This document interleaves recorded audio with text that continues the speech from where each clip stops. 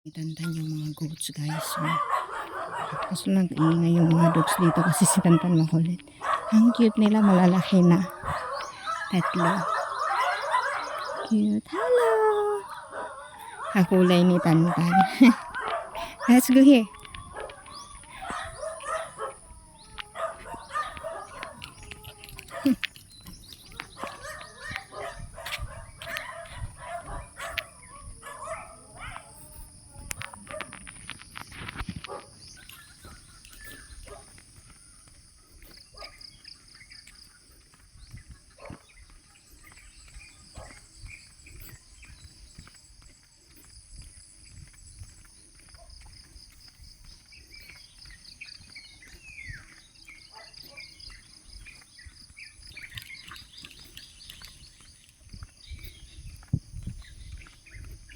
So alam niyo na, mag-stop by na naman yan doon kina Ate Lisa.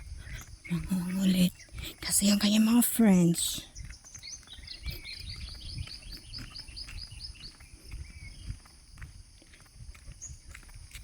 Sarap lang paligid dito. Ayun o. No? Sarap lang yung paligid. Nakaka-relax. This is so relaxing. Hindi yung creeping bird. Ang daming bird sa paligid. Talagang probinsya lang yung fate. Saan ba si Tisay sa probinsya?